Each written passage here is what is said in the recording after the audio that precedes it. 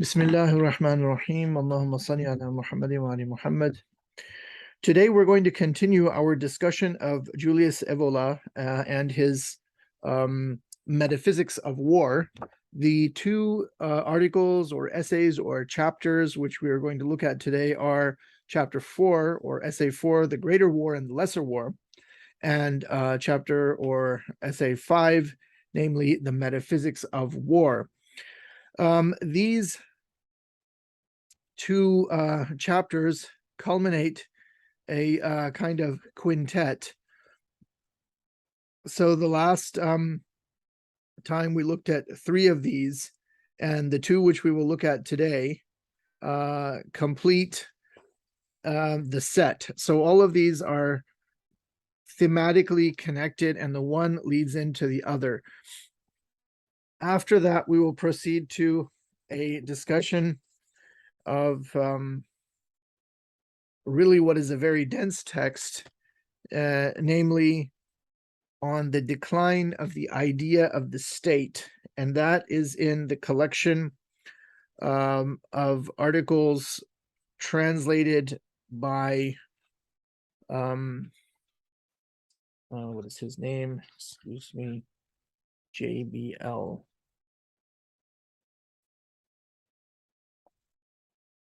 Oh, he doesn't give his full name, or he does. Well, the point is that these were collected together by the translator. And I don't think that Evola ever himself wrote a book with the title Metaphysics of War. Note from the translator, Roman numeral page 7 of the latter of the Metaphysics of War, he says the following book contains a selection from the manifold articles which Julius Evola published over the course of his life on a variety of subjects.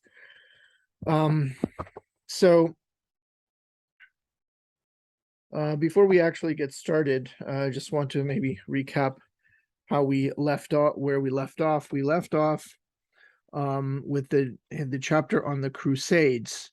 Now, as I said, Evola is developing a whole theme which he's spelling out in these 5 chapters, and he begins with a discussion of the phenomenology, or what he calls the phenomenology of warrior experience.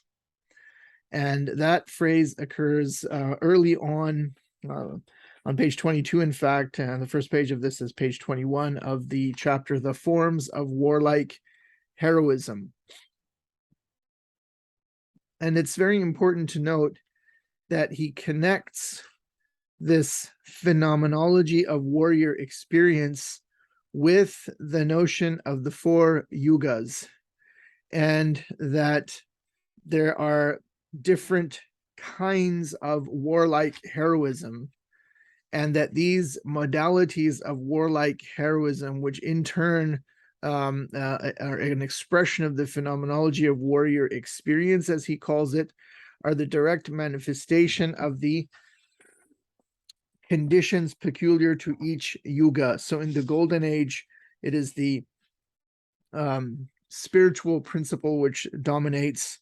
In the Silver Age, it is the Kshatriya principle. In the Bronze Age, it is the mercantile or merchant one, or what Evola speaks of as the bourgeois mentality. And then finally, there is that of the slave types, the Shudras. In the second chapter, he talks about the sacrality of war. He's arguing there for a notion of a kind of sacred warfare. And as an immediate example, he speaks of the Crusades in the next chapter, entitled The Meaning of the Crusades.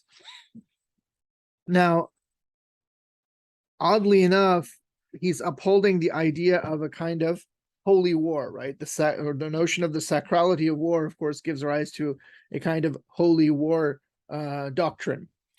And it's in that context that he's discussing the Crusades. In the context of the Crusades, as we discussed, as it came out of the discussion yesterday, it becomes pretty clear that Evola is upholding the notion of sacred warfare, holy war in a very general sense.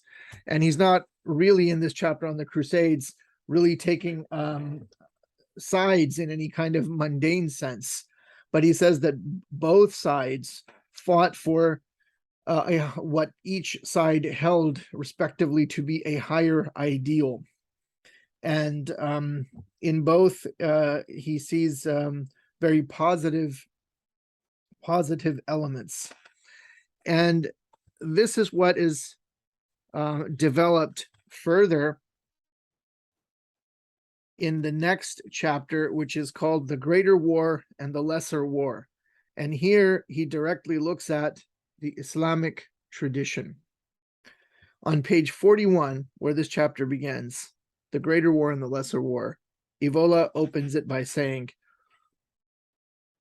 "Our readers should not consider it strange that, after having examined a group of Western traditions relating to holy war, that is to say, to war as a spiritual value, we now propose to examine the same concept as expressed in the Islamic tradition." So the first example he gave was of the Crusades. Now he's going to look at the Islamic tradition in this chapter entitled The Greater War and the Lesser War. And then immediately after this, he will conclude this quintet, this collection of 5 articles or chapters, with something called the Metaphysics of War, in which he looks at another tradition, namely that of the Bhagavad Gita, which he identifies not exclusively with the Hindu worldview, but with within what he would call the Indo-European heroic cycle. So let's go at these one by one. He continues on page 41. "In fact, for our purposes, as we have often pointed out, it is interesting to clarify the objective value of a principle by means of the demonstration of its universality, that is to say, of its conformity to the principle." And then there's a Latin phrase here, which I'm not going to try and read. In the footnote, it says that Latin phrase means that which is accepted everywhere by everyone and always. Paradoxically, perhaps, this is a formulation, an axiomatic formulation of the Catholic Church. So he is always interested in principles of a universal character. And indeed, that is why now he proposes to look at the Islamic tradition, not because he loves Islam or he wants to become or that he's a crypto-Muslim, or for that matter, that he loves Hinduism in the next chapter, that he's a crypto-Hindu in any sense of the term. No, quite on the contrary, he is in fact just interested in looking at illustrations or instantiations or manifestations of the objective truth of universal principles in each case. So only in this way, he writes, can we establish with certainty that some values are absolutely independent of the views of any particular thinker, and also that in their essence they are superior to the particular forms which they have assumed in order to manifest themselves in one or another historical tradition. So he sees that the truth in its universality as being superior to any particular manifestation of it, in as much as the more general, the more abstract, the higher is superior to the lower, the less abstracted. The more we manage to demonstrate the inner correspondence of such forms and their unique principle, the more deeply the reader will become able to delve into his own tradition, to possess it fully, and to understand it from his own unique metaphysical point of origin. So I have just read this whole paragraph, and this paragraph, I think, very neatly and concisely encapsulates Evola's methodology, if we can call it that, in his study of religious traditions. Now, after this, I think he commits an error, if I may be so bold. In the next paragraph, he makes the claim that the Islamic tradition, as he says, rather than having a unique metaphysical point of origin, as he puts it, is essentially dependent upon its inheritance of the Persian tradition. Now, he's not saying this in any complete and general sense, but in the sense of the discussion of the greater war, I think, and the lesser war. I really don't agree with this idea. I think that perhaps Evola was not as well informed on Islam as he was, perhaps as well as informed as he was about, let's say, Buddhism or Hinduism. And so his contention here that the Islamic tradition is somehow dependent upon ancient pre-Islamic Persian notions, that is to say, what he calls the original Mazdaist conception of religion as a kind of military service, as he puts it, a kind of chivalric order, perhaps, under the sign of the god of light and of existence as a continuous, relentless struggle to rescue beings and things from the control of an anti-god, is at the center of the Persian vision of life. Now, he contends that after Persia fell under Islamic influence, that these ideas came in. I don't really think that that's true at all. And I think that the ancient Arabs have their own chivalric tradition, which is expressed in pre-Islamic poetry and a number of other cultural practices and so forth, for which again we have to mainly refer to pre-Islamic poetry and also the Arabic historical tradition, but that Arabic historical tradition was not really recorded until the Islamic period. At any rate, I don't want to dwell too much on this point. I simply would like to register my challenging of this, albeit I would say in the context of this essay, minor point. So even though he says this, then he acknowledges and he gives what is a correct, although not a full citation.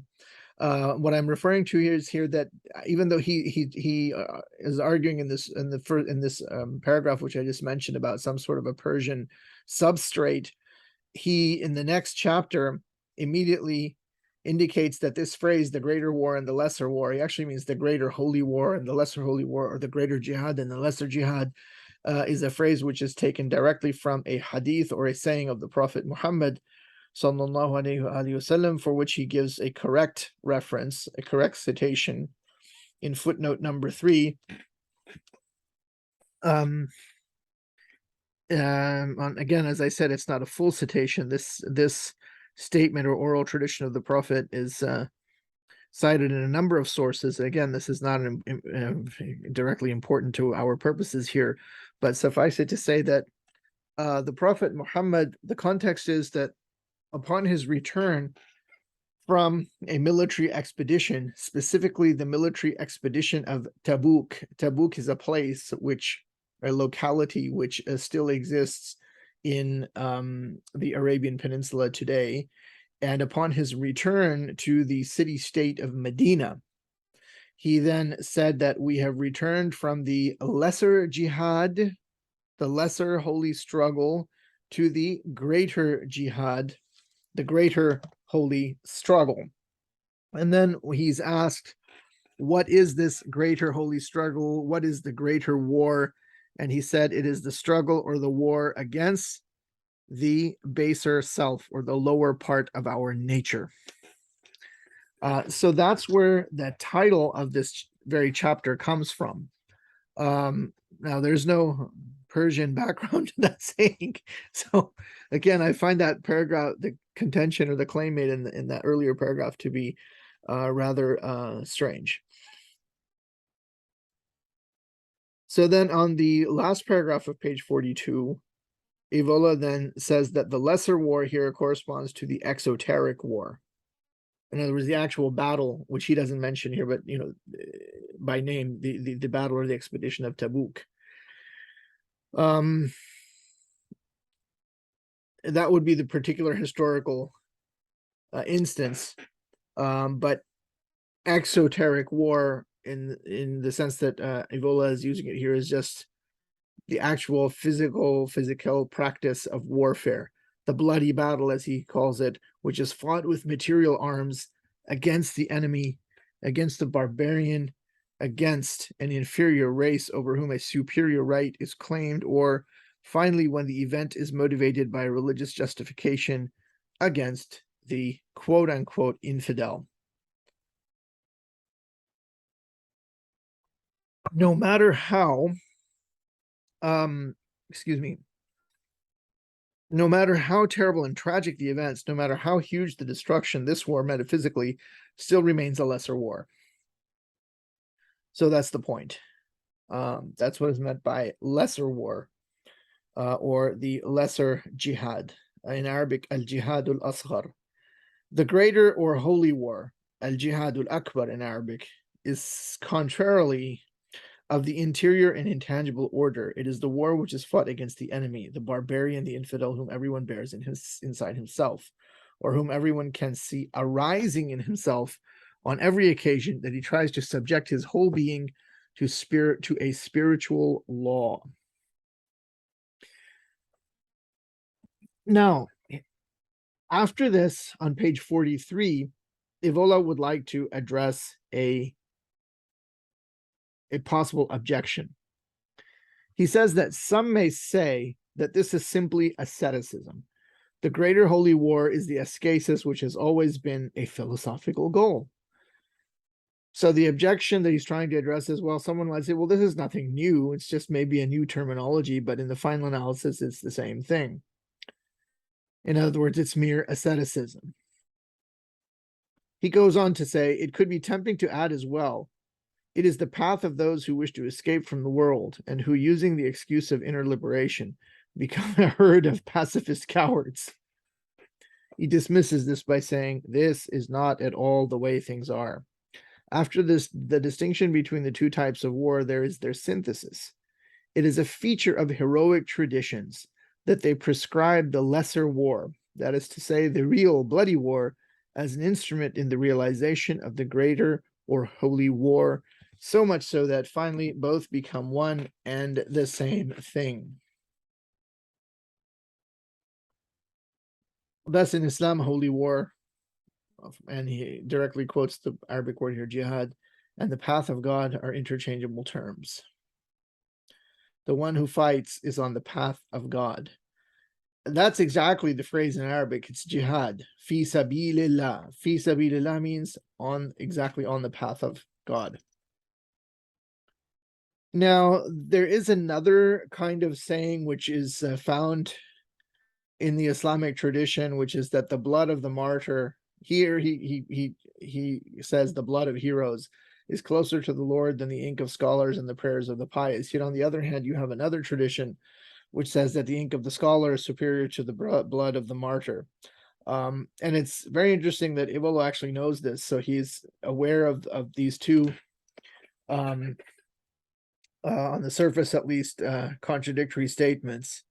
So I don't know how he or where he did his research, or what his sources were. I don't know that he knew Arabic, but he obviously had access to some sort of translations, or maybe he had people help him who knew these sources. Whatever the case may be, I think given the time that this was written, despite this contention about ancient Persia, I think that this is worthy of remark.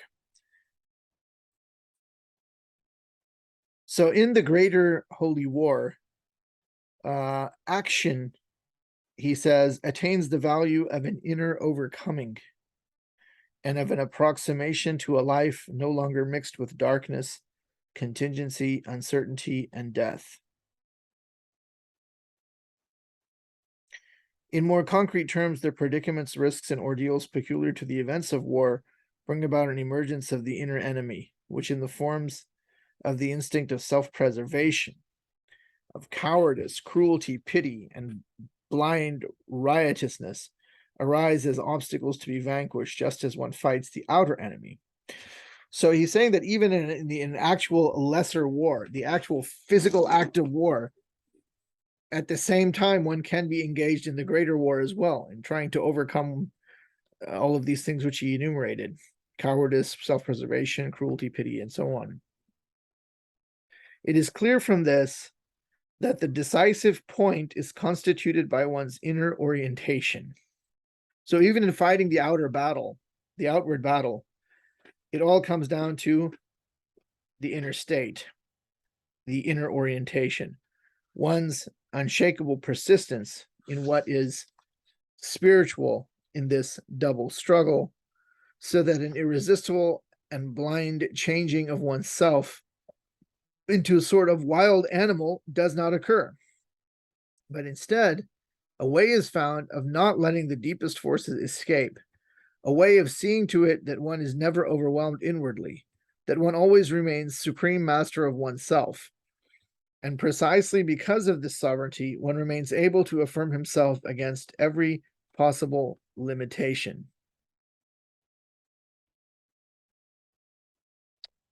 In a tradition to which we will dedicate our next article, the one about the Bhagavad Gita, this situation is represented by a most characteristic symbol. The warrior is accompanied by an impassive divine being who, without fighting, leads and guides him in his struggle, side by side with him in the same war chariot. That's the imagery of the Bhagavad Gita of Arjun and Krishna. This symbol is the personified expression of a duality of principles which the true hero, from whom something sacred always emanates, maintains unceasingly within himself. So having made these very penetrating, having offered us these exceedingly penetrating insights into the nature of the greater war, and the synthesis indeed of the lesser and greater war within the person of the warrior, he now returns to the specific instances taken from the Islamic tradition, and in quick succession over the next two paragraphs, offers us quite a number of quotes from the Quran that are about fighting. So let those who sell the life of this world for the next world fight in the way of Allah. If someone fights in the way of Allah, whether he is killed or is victorious, we will pay him an immense reward. Fight in the way of Allah against those who fight you. Kill them wherever you come across them. Do not become faint-hearted and call for peace. The life of this world is merely a game and a diversion. But whoever is tight-fisted is only tight-fisted to himself. These are all separate quotations. The citations are there. I'm not going to go through chapter and verse here. Just by way of an aside, in the footnote, he says that these translations are taken from the translation by Aisha Bewley, known as the Noble Quran, a new rendering of its meaning in English. This is a very readable translation of the Quran. There are many, many translations, but I think this is one of the most readable ones and is in very, very accessible and simple modern English. So if you're interested in that topic, that's worth looking at. You can actually access an online version. Otherwise, this translation is only available in published form in hardcover and is rather expensive. It's about $40, I think. In passing, then he cites the Bible from the Gospel of Luke. Whoever seeks to save his life will lose it, and whoever loses his life will preserve it.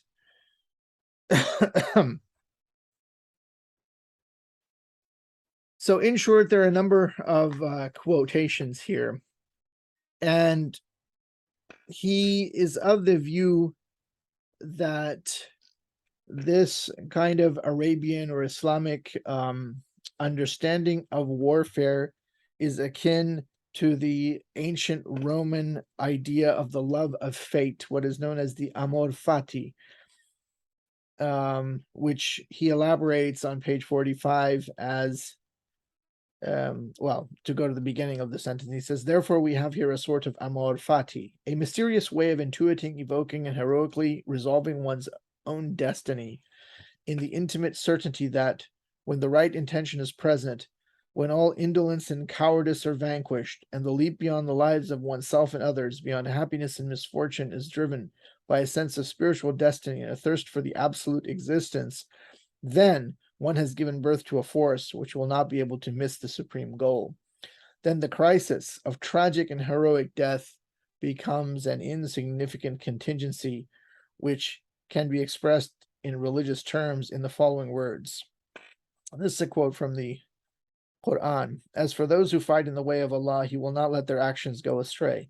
He will guide them and better their condition, and He will admit them into the garden, that means paradise, which He has made known to them. Now, this leads into his concluding thought, and that is that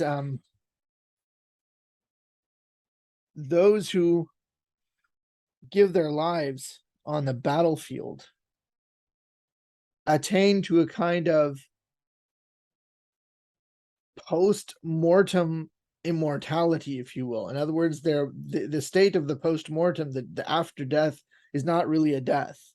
It's and this idea in Islam is akin, according to Evola, to the Nordic medieval notion of a privileged immortality of the hero, who dwells again in Valhalla, as we saw in an earlier chapter. So in the last paragraph of this chapter on page 46, he says, additionally, in the Islamic tradition, there are frequent references to the idea that some warriors fallen in the sacred war are in reality not dead, in a sense which is not symbolic in any way, and that's true. The quote in the Quran that he's referring to, which is cited and quoted in footnote number 11, there's no symbolic sense there. Do not say that those who are killed in the way of Allah are dead. On the contrary, they are alive and you are not aware of it. So it's not a symbolic sense, that they're more alive than we are. So this notion of a kind of a privileged immortality for the fallen hero, the martyr, is there in the Islamic tradition as well as in the Nordic medieval tradition as well. So then in the next chapter, the metaphysics of war, he has in mind specifically the teaching of the Bhagavad Gita. So this article, or this chapter, was originally published, it says in the footnote here, 1935. So I think all of these they're all from the 30s, 1935, if we check.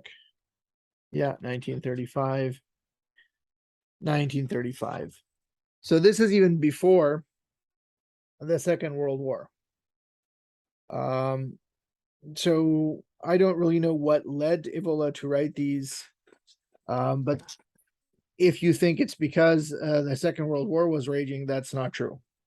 And this is well after the end of the First World War. So whatever the particular contingencies or contingent circumstances were, he did write this series of 5 articles. And in this one, he is looking at another tradition, the Hindu tradition, which he sees as being within the Indo-European heroic cycle, namely the teaching of the Bhagavad Gita. Now, the Bhagavad Gita is actually a part of a much larger book known as the Mahabharata. And it's really only in the British period, and then after the British left, that the Bhagavad Gita acquires the status as something like a Hindu Bible or something, in imitation of Christian models. So it doesn't have that kind of status, but it is nevertheless an important text in the Indic tradition. And there are many, many, many translations into English. And the book is much studied and much liked all around the world, especially in the Anglophone world. So he says that now that our discussion of the Islamic tradition has allowed us to express in general terms the idea that the internal or greater war is the attainable counterpart and soul of the external war, so a discussion of the tradition contained in the aforementioned text will allow us to present a clear and concise metaphysical vision of the matter. So the aforementioned text in question here is the Bhagavad Gita. And he has an interesting remark here. He wants, because you notice that when he introduces the chapter, he says that the Bhagavad Gita is within the Indo-European heroic cycle. And so he wants to disabuse people of any misconceptions they have about the East. And so in the last paragraph on page 47, he says, on a more exterior plane, such a discussion of the Hindu East, which is the great heroic East, not that of theosophists, humanitarian pantheists, or old gentlemen in rapture before the various Gandhis and Rabindranath Tagores. So he sees that there is a certain misconception, a misconstrual of the East in the mind of Westerners who are fascinated with these rather weak individuals in the view of Evola, people like Gandhi and Rabindranath Tagore, and the views of the theosophists, Blavatsky theosophy, Madame Blavatsky and her Theosophical Society. And that's maybe what he means by the old gentleman, because there was an elderly fellow who was involved with this theosophist group with Blavatsky. I don't recall his name at the moment, but anyhow, he's dismissing these people.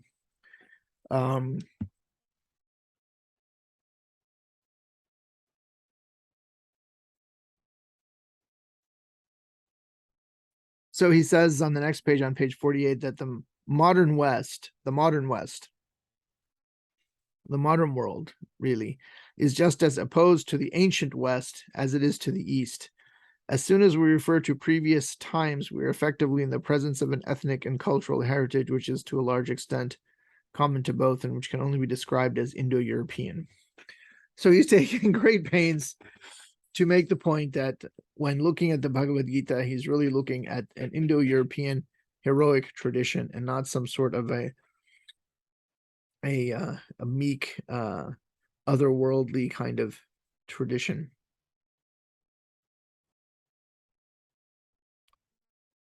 So this text for him is concerned with how to wage war and how to act and die heroically.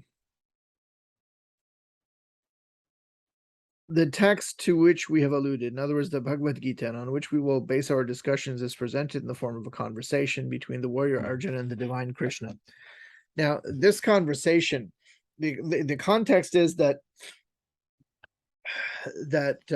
Arjuna has to take part in this battle, and he is having a kind of doubt about himself and about engaging in this battle because his relatives are on the other side.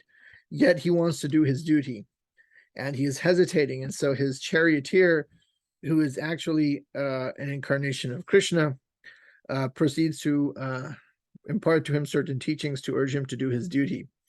And in fact, traditional commentators as well as Evola explain this by saying that Arjuna and Krishna are in reality one and the same.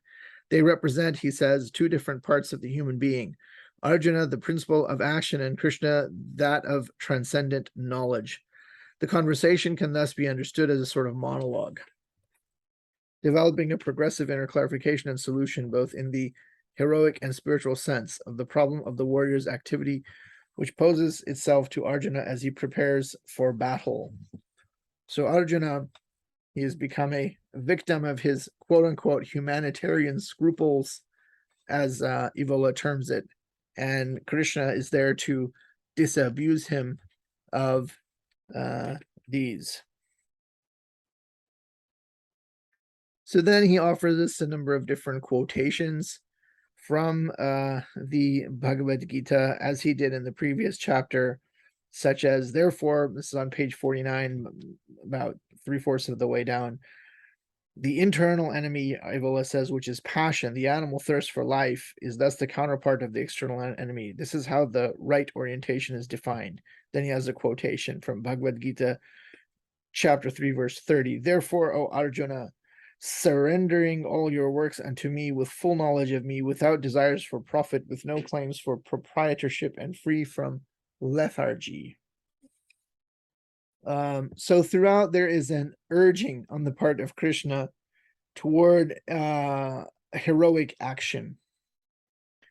Either you will be killed on the battlefield and attain the heavenly planets, or you will conquer and enjoy the earthly kingdom. Therefore, get up with determination and fight. Chapter 2, verse 37.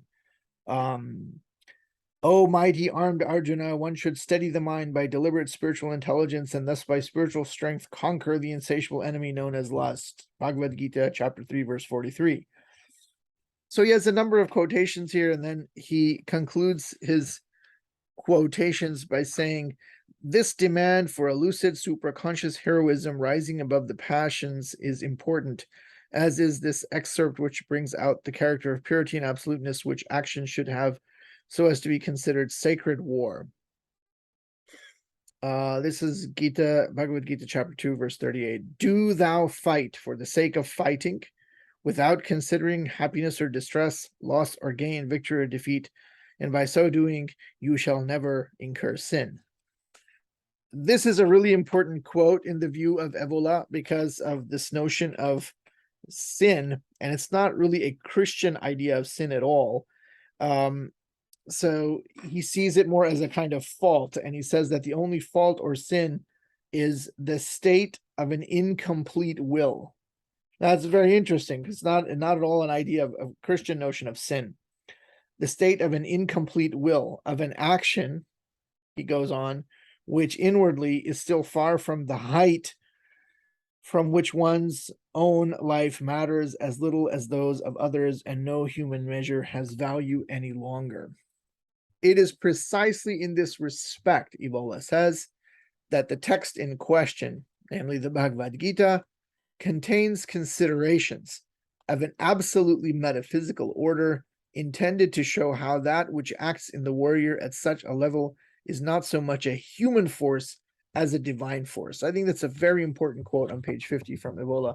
And I think it's really fascinating, his take on the Bhagavad Gita, because as I said, there are many, many translations. If you go to any bookstore in the United States or go on an online platform like Amazon or Abe Books and type in Bhagavad Gita, you will get so many hits, so many different translations.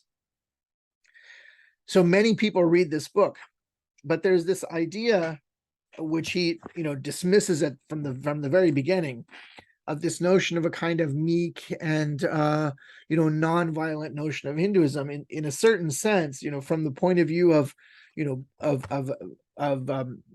today, the Kali Yuga of the kind of mercantile, bourgeois, woke, liberal viewpoint.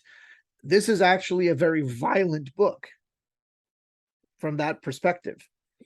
But it's never really characterized as such. It seems that, Hinduism is perceived by the modern West as being somehow this non-violent, otherworldly kind of meditative thing. And they often invoke these images of Gandhi and non-violence and so forth. And it's really Islam, which is identified with as being somehow this violent, a warlike cult, death cult almost. We even hear terms like Islamofascism, and that the Quran is a fascist book, but you never hear these kinds of things said about the Bhagavad Gita. And indeed, I'm not saying that they should be, and if they were, such things would be said, they would be wrong. They would be off the mark. But I think it's precisely for that reason that Evola's remarks about the Bhagavad Gita are so interesting. And I think that if many of these sort of lovey-dovey American white neo-Hindu types would read this, they would find much food for thought. So the teaching which Krishna, that is to say, the knowledge principle, gives to Arjuna, that is to say, the action principle, is to make his doubts vanish.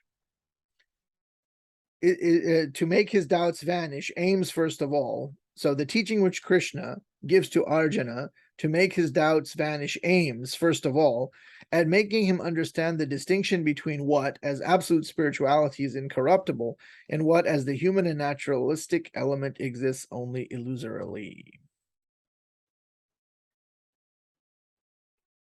So then there are more quotes from the Bhagavad Gita. Let's see. That which pervades the entire body you should know to be indestructible. No one is able to destroy that imperishable soul. He is not slain when the body is slain. Sounds like the Quran. The material body of the indestructible, immeasurable, and eternal living entity is sure to come to an end. Therefore, fight. But there is more, Evola says. The consciousness of the metaphysical unreality of what one can lose or can cause another to lose, such as the ephemeral life and the mortal body. A consciousness which corresponds to the definition of human existence is a mere pastime. That's in the Islamic tradition. And he says, in one of the traditions which we have already considered, is associated with the idea that spirit in its absoluteness and transcendence can only appear as a destructive force towards everything, which is limited and incapable of overcoming its own limited nature. Again, this is very interesting. So spirituality and the spirit as even a kind of destructive force. Destructive, again, towards that which is limited, that which is conditioned and must overcome its own limited nature. Very interesting kind of take on the Gita. So again, here we come up against a traditional teaching in which war is identified as a kind of struggle, as a greater struggle against the lower soul, as being the path of God. And Evola sees the Gita as having containing one of the highest forms of metaphysical justification of war, one of the most comprehensive images of war as sacred war.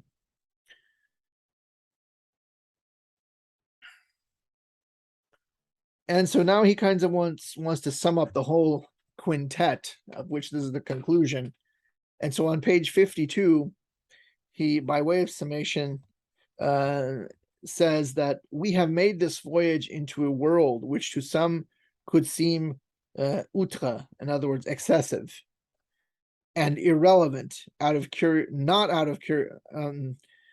curiosity, not to display peculiar erudition. We have undertaken it instead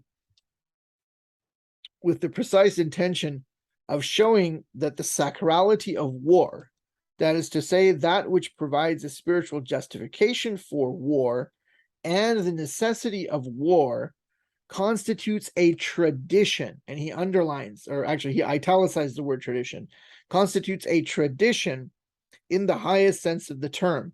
It is something which has appeared always and everywhere in the ascending cycle of every great civilization, while the neurosis of war, the humanitarian and pacifist depreciation of it, as well as the conception of war as a quote-unquote sad necessity or a purely political or natural phenomenon, here it says, none of this corresponds to any tradition. And the phrase, none of this corresponds to any tradition, is italicized. All this is but a modern fabrication, born yesterday as a side effect of the decomposition of the democratic and materialistic civilization against which today new revolutionary forces are rising up. So that's a good place to conclude. And this leads in very nicely to our discussion, our next chapter, which is taken from, it's the opening or premier chapter in the Metaphysics of War.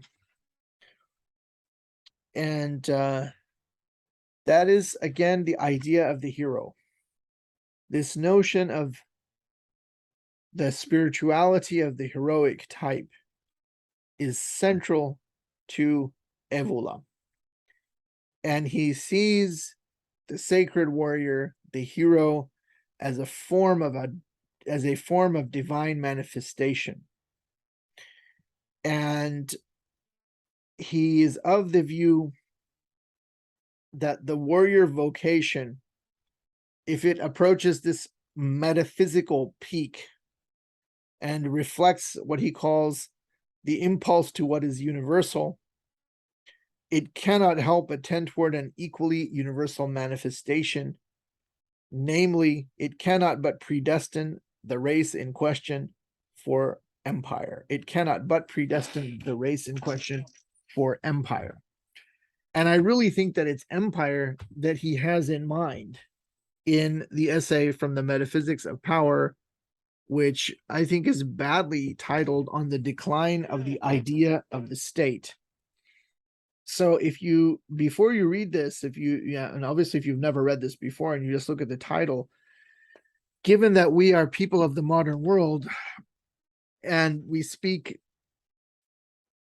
the English language in a modern context, when you think of the state, you think of the modern notion of the nation state, whatever, America, Australia, Korea, whatever. He doesn't have that sense in mind at all. And you realize that quite almost immediately, because he's talking about the decline of the idea of, the term he uses is the state. But the notion that he has of the state is the traditional one with a capital T. And the kind of decline isn't, the kind of decline you might have in mind when thinking of the nation state, a kind of decline on the national stage, a decline due to the corruption of politicians, or economic factors such as depression or recession or what have you. On the contrary, he immediately makes it very clear that he has in mind the regression of the castes as being the fundamental cause for the decline of the state. He says, if we're to study the process of decline, which the idea of the state, and notice he capitalizes state, has suffered in recent times, and if we are to study this process not in its exterior and consequential aspects, so he's not interested in exterior aspects, but rather in its deep causes and its entire bearing, then we must take as our point of reference a general vision of history centered on the perception of a fundamental phenomenon, the phenomenon that is of the regression of the castes. This vision is important for its double characteristic of being at one and the same time current and traditional. So this is quite interesting, because in his discussion on the forms of warlike heroism, he also talks about caste. And indirectly, he's talking about the regression of the caste there as well, because the particular cyclical conditions condition the kind of heroism which is possible, and therefore provide us with the phenomenology of the warrior experience. And so here he turns again to this notion of the regression of the castes, and that this regression of the caste is directly related to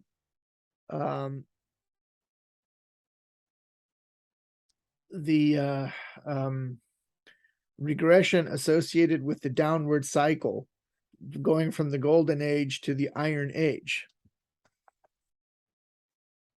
And he notes certain Western thinkers who have noted this kind of decline. He refers to an Italian thinker named Vilfredo Pareto. He alludes to an earlier book of his called Pagan Imperialism, in which he spoke of some of these ideas. He also talks about a German scholar by the name of Heinrich Brill, Berl, and of course René Guénon. And in this case, he is referring to René Guénon's work, Autorité spirituelle et pouvoir temporel, or spiritual authority and temporal power. That's been translated into English. And mind you, Evola has certain very important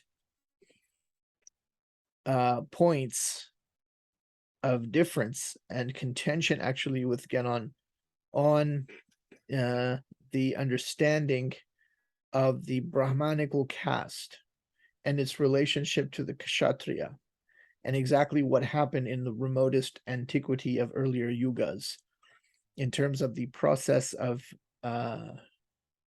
decay and devolution and deliquescence. And he goes into all of that in this very, I think, dense chapter. So you really have to read it very carefully. It's quite long, where we're going to just focus on the key points, and then I think we could have a very interesting discussion. So let us proceed.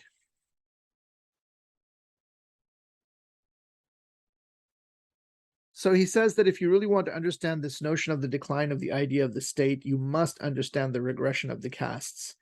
And this notion, or this vision, he says, is very important because it has a dual or double characteristic. And that is that it's one and the same time both current and traditional. In other words, it really is what's happening right now. And if you really want to understand what is happening right now, you've got to look at this doctrine. But this is a traditional doctrine. This is a traditional doctrine with a capital T. It's talking, in other words, it's as a traditional doctrine, it is objective, it is universal, and we can apply it to what is happening right now. And if we don't possess this key, we might have some understanding of what is going on, but that understanding will be merely contingent and rather superficial, in as much as it will not really touch on the really deeper causes of what is actually happening.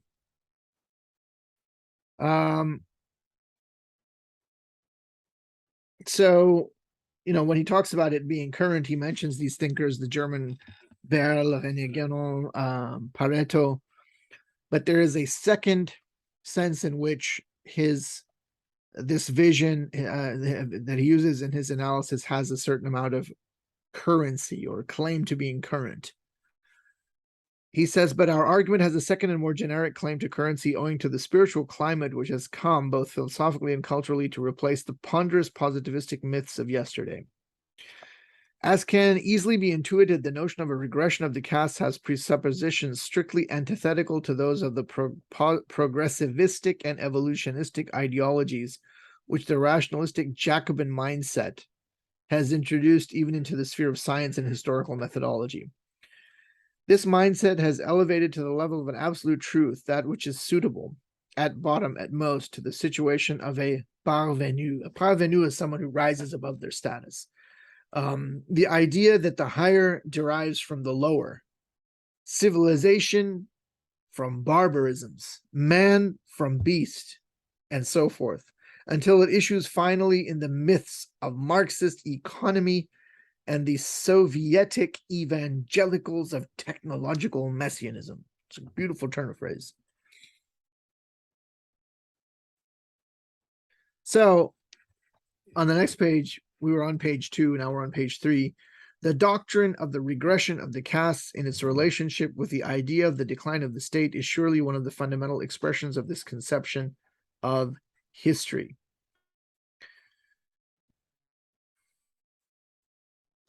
So he wants to look at this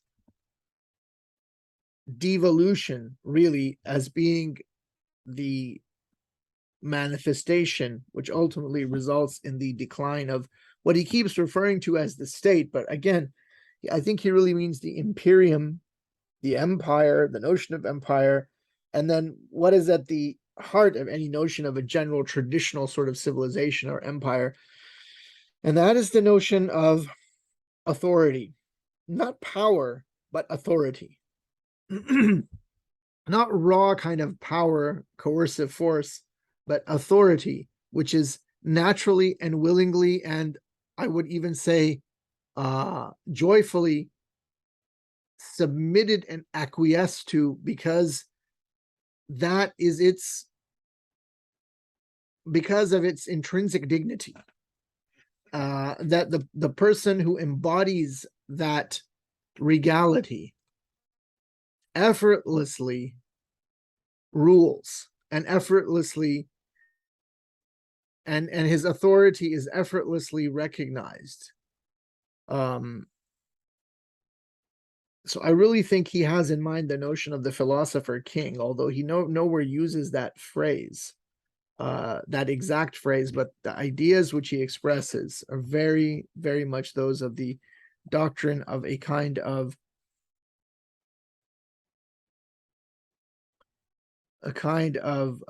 sacred regality.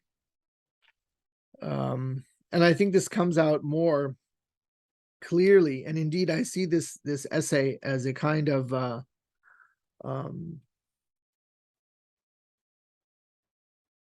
concentrated form of much which is spelled out in much of what is talked about in greater detail in his book Revolt of the Modern World, Revolt Against the Modern World, especially in part 1.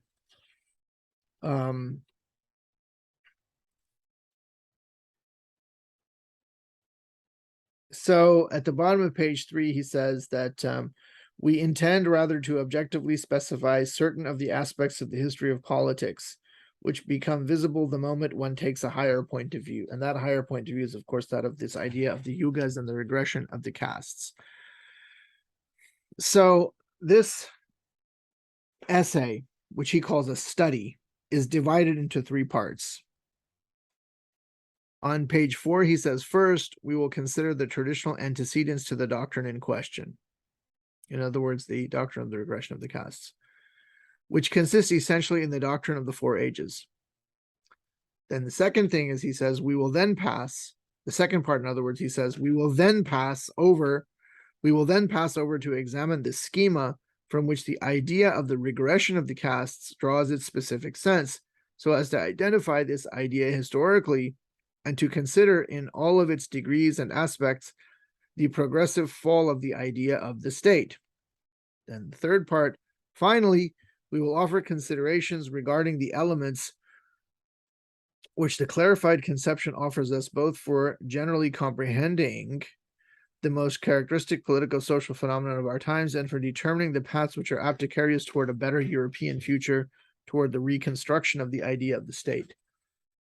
Now, to that point, he has another essay in this collection, which is the 5th one, called exactly that, the reconstruction of the idea of the state. Then the 6th chapter is towards a new science of the state. The 7th is on the spiritual foundation of the new science of the state. So these 7 chapters form a kind of thematic whole, a kind of heptad. And that's why this whole section in this book is called The State. So you can examine this further. Now, he says that there's going to be 3 parts to this study. Then following this, you have a number of, several numbered sections, but there aren't 3. There are, in fact, 4 numbered sections. So I'm not sure if he meant actually to have 4 parts to the study, or yeah, I really don't know what happened here. Or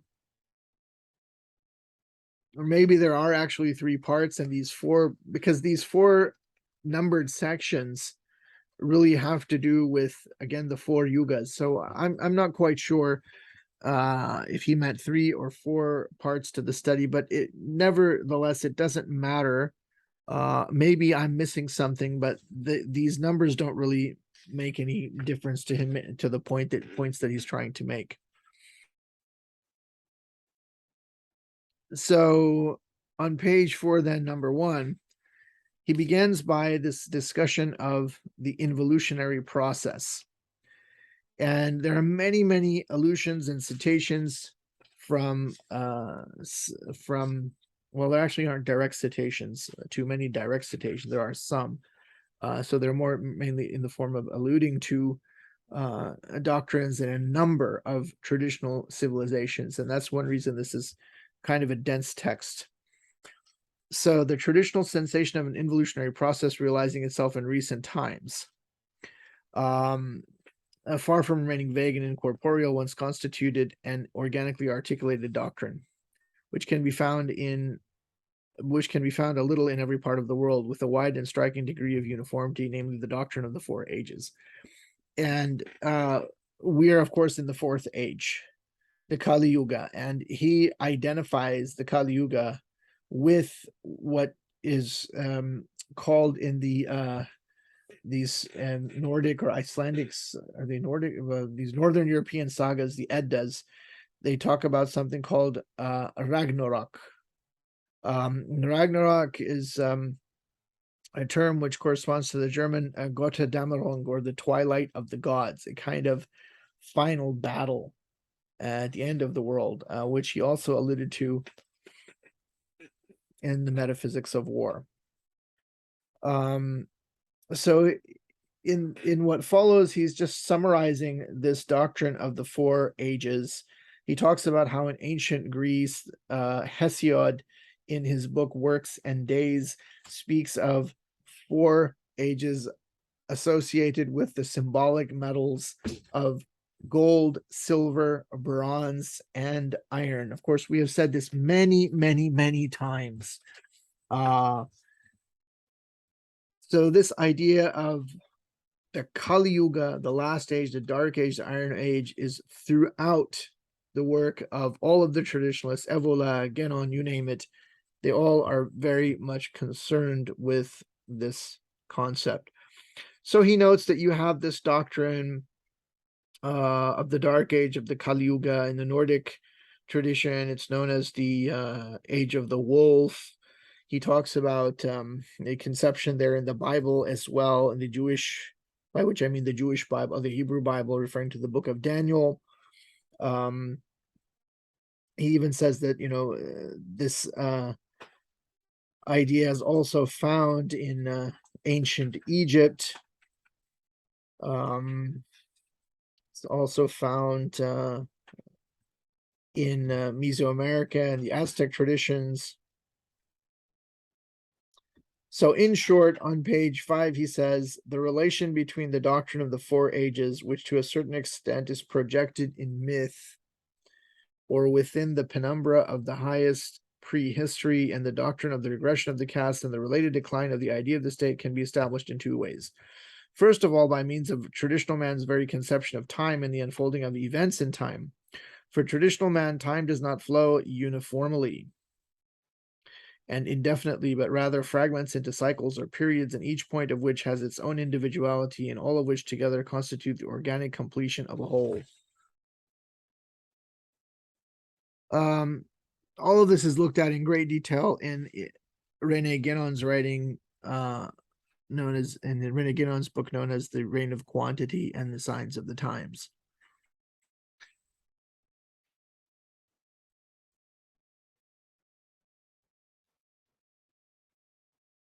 So he really is just offering here in this section a kind of retrospective over these different traditions and their teaching on the 4 ages. So with this decay, this cycle, the process of decay in the Kali Yuga,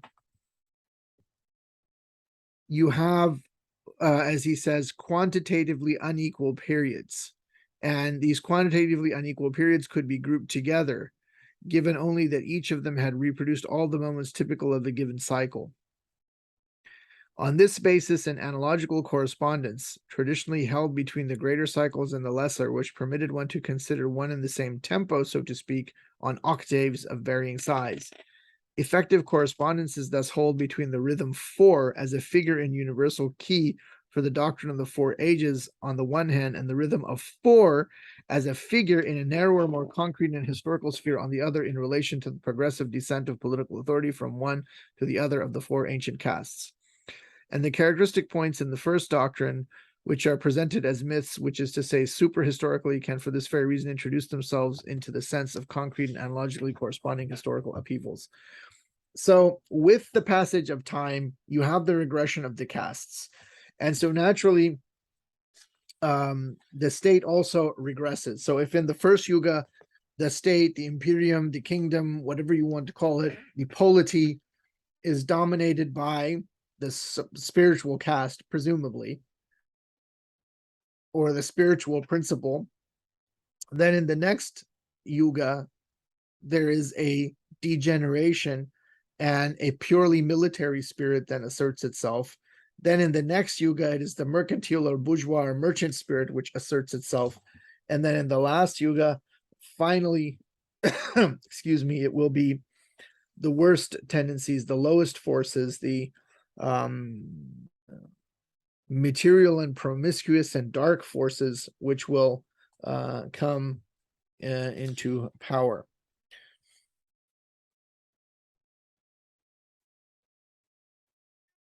So in the second numbered section, he says that he wants to clarify and justify what he means by traditional hierarchy, as well as the notion of caste itself.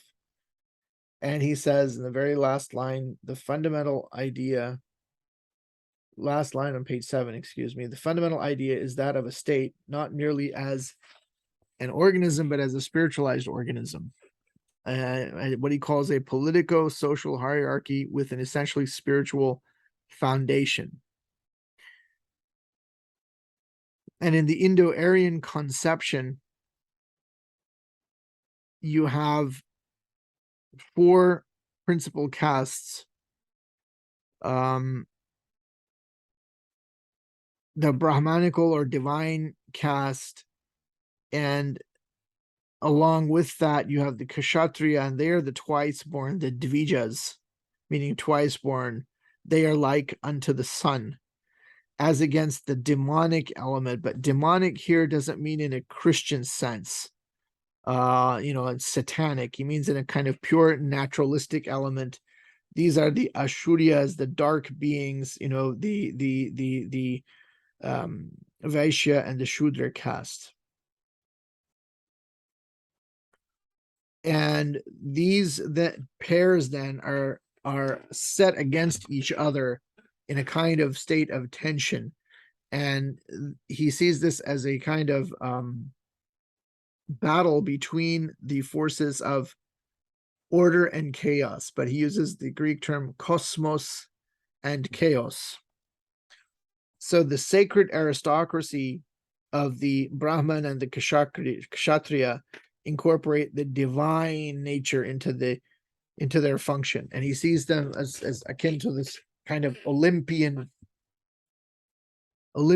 beings, you see, like you have in the ancient Greek tradition.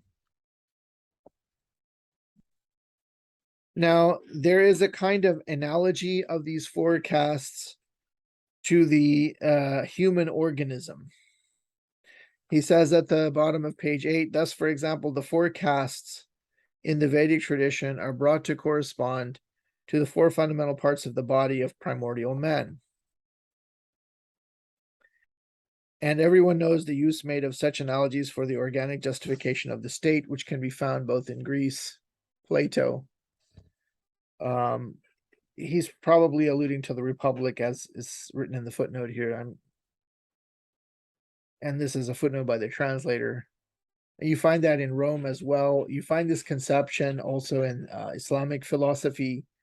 The Republic of Plato and Platonic ideas were very much an influence on the Islamic philosopher Al-Farabi, and he has his own kind of Republic, a book he wrote in Arabic called Al-Madinatul Fadila, the ideal city.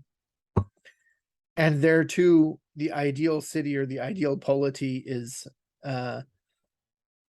seen as being a reflection of the primordial man. Or, to be more accurate, microcosm and macrocosm. So Evola continues at the top of page 9. In reality, every higher organism presents 4 distinct but mutually supportive functions in a hierarchical connection. At the lower limit are the undifferentiated prepersonal energies of pure vitality. These, however, are dominated by the system of vital exchanges and the general organic economy, or the system of vegetative life. Next, the will is superordinated to this system as that which moves and directs the body as a whole in space and time. Finally, at the summit, a power of liberty and intellect, the spirit as the supernatural principle of the human personality. So all of these have to be integrated. And really what we are experiencing now, as we are at the end of really the last phase of the Kali Yuga, is the undifferentiated pre-personal energies of pure vitality, as Evola terms it, are now breaking forth. And that's what we're witnessing now. So this quadripartition, Evola takes to be absolutely traditional and universal and not unique to the Hindu world. And that's why he takes such great pains to give examples of other civilizations such as ancient Egypt, ancient Persia, ancient Greece, Mesoamerica, and even the medieval period, by which I mean medieval Europe. Now, we have to now get into the difference, the major difference, I think, that Evola has with Geno. And that is, in Geno, the spiritual principle is the highest. And he is of the view that in a truly traditional society, it is the priestly principle, or the priestly caste, that actually is the dominant one, and is the one that has the unique claim to the dignities associated with spiritual authority, and therefore the exercise of power. And Genon is of the view that there was some sort of a break, of a revolt. He doesn't really call it the regression of the caste, but the revolt of the Kshatriyas against the Brahmins. And Evola doesn't accept that. He is of a different view. On page 10, he says, at the apex of the hierarchy, in its truly originating political forms, we find rather an indissoluble synthesis between the two powers, the royal and the priestly, the temporal and the spiritual, in a single person who is conceived almost as the incarnation of a transcendent force. He goes on to say that the rex, which is the Latin word for king, was simultaneously deus et pontifex. So simultaneously both God and bridge. You know, the pontiff or pontifex is bridge or bridge builder. The term in Arabic would be the al-barzakh al-jami', you know, the all-encompassing intermediary, really, between heaven and earth. And I think that's also there in the ancient Chinese tradition. And so he is of the view that the priestly caste was never autonomous, and that these two dignities, so to speak, were personified and embodied in a single person. And that is the rex, the king, the royal, the personification of royalty and regality. And this was of a solar royalty. In other words, I would say also, you know, because already the Republic of Plato has been evoked as well, or what I would say the philosopher king. So at the bottom of page 10, the last sentence, he says, we do not find at the zenith, now goes to page 11, we do not find at the zenith a priestly caste or church. We see that the divine regality did not receive its dignity and authority from any exterior source, as occurred when the right of investiture arose. So the notion, in other words, that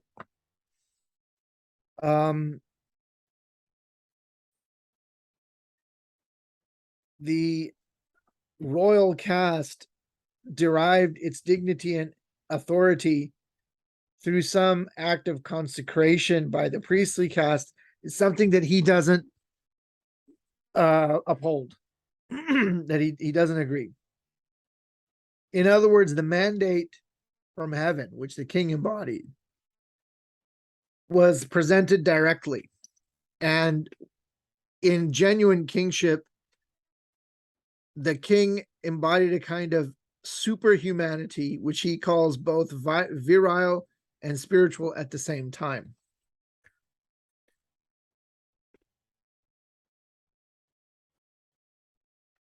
This is really important for Evola.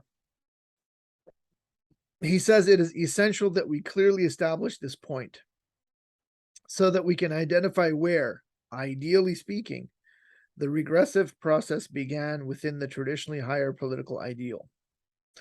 In this ideal, the hierarchy of the four classes or castes, we cannot distinguish between class and caste here nor indicate the metaphysical premises by which an endogamic closure was justified, therefore made sensible the progressive degrees of an elevation of the personality in correspondence with interests and forms of activity which grew ever freer from the bonds of immediate and natural living.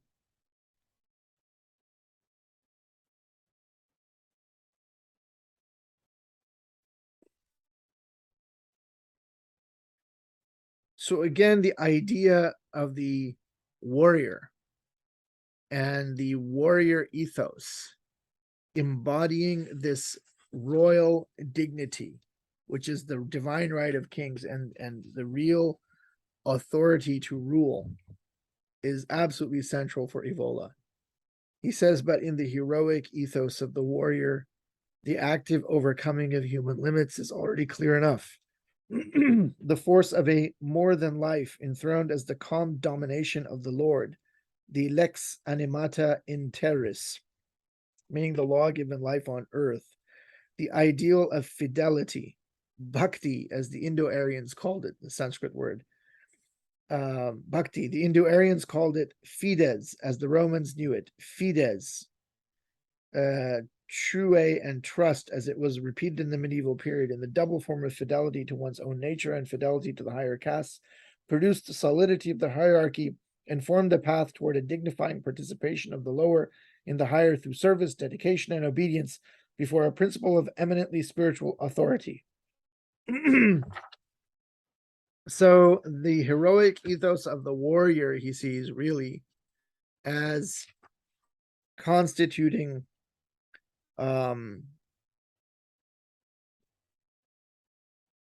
the profound dignity and function that the warrior embodied, and entitled the philosopher king, the Rex, to genuine authority and obedience on the part of the subjects. Now, he recognizes that it's very hard to historically prove this, because these things happened so long ago that they are in a prehistoric period. He says, indeed, and this is heading number 3 on page 12, indeed, the epoch of the power of the divine regality recedes so deeply into the penumbra of prehistory that today it is extremely difficult for most men, if it is not impossible for them, to reconstruct its right sense. So having acknowledged that, much further down on the page, he says, nonetheless, in the ideal sphere, something can be said with a sufficient margin of likelihood following the concordant testimonies that the oral and written traditions of all people furnish us. And here he does resort to even citing myth. The sentence continues, we find the signs of frequent opposition among the representatives of the two powers, the one spiritual and the other temporal, whatever special forms the one power or the other might take on to adapt to the variety of circumstances. So the concept of divine regality is very important for him. He also deals with this very early on in his book, Revolt Against the Modern World. He says, we can say that the primordial synthesis expressed by the notion of the divine regality was replaced by the separation of and then the antithesis between spiritual power and temporal power. These are to be understood in terms of a spirituality which is no longer regal but only priestly, and a regality which is no longer spiritual and sacred but simply and materially political and laical. In this respect, the coming to power of a simply priestly caste expresses either renunciation from on high, or a usurpation from below, or both of these things together, and marks the initial trait of a descending arc. So this is extremely important for him. The regression of the castes begins with the bifurcation at the apex between priestly and warrior classes or castes, whereas for him they were originally combined in one. So this is a significant difference from Genon and other traditionalists like A.K. Kumaraswamy. So Kumaraswamy has a whole thing, a whole book also entitled Spiritual Authority and Temporal Power in the Indian Theory of Government, I think is the name of the book. So now he actually wants to give some examples.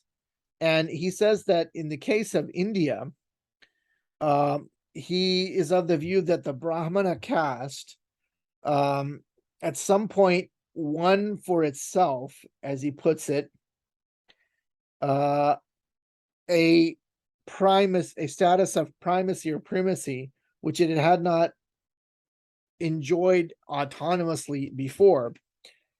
And in fact, he sees this as the result of the gradual rise to prominence of a class of priests known as the Purohita. So the Purohit is an officiating priest, which you find in these Vedic rites, but the king is also present in these rites. But apparently, these priests who originally were at the service of the royal sovereign, the king, the philosopher king, who was once conceived of as a great god in human form, as he puts it, and he cites a source for that, that this gradually happened and represents a fundamental change when the original unity of the Aryan races ceased and they began to be dispersed. Then he gives an example from ancient Egypt, saying the same thing happened there. He says the same thing happened in ancient Iran. He gives an example there. In ancient Rome, he says the same thing happened there. And he continues. He also has this notion that there was some kind of Holy Roman Empire. There was something called the Ghibelline. There's a discussion of that as well, but I don't know much about that, and he just alludes to this here. And frankly, I'm not quite sure what all that means. It's an area of European history with which I'm really unfamiliar. I've only ever even heard of it through the writings of Evola, but again, it's not central to this discussion. So on page 14, he says, and it is surely a process of decline, which we are here describing for this reason, that from the separation of these two powers, so in other words, at the apex, you had these two powers, these two castes united, or these two dignities united in one person. So from the separation of these two powers, a dualism commenced, he says, which was doubly destructive. The dualism of a spirituality which is rendered ever more abstract, ideal, incorporeal, supramundane in the bad and renunciatory sense on the one hand, and on the other of a political reality which is made ever more material, secularized, laical, agnostic, dominated by interests and by forces that not only belong to the merely human, but finally also to the subhuman, to the pre-personal element of the pure collective. Now, that's very, very interesting. Again, it's a major departure from the teaching of Genon. So obviously Evola is his own person, he's his own man, he has his own ideas. And if you really think about it, I do think he has a point. I think on this point I'd have to say I agree with Evola, and rather than Genon. I think that Genon really fell into this. What I agree with Evola is an error. I really don't think you had this situation anywhere in ancient times.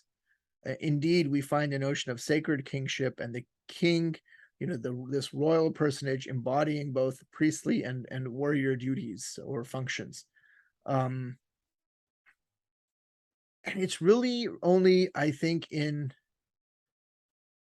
the Christian West, where you have this idea of a pope and these princes being subordinate to them.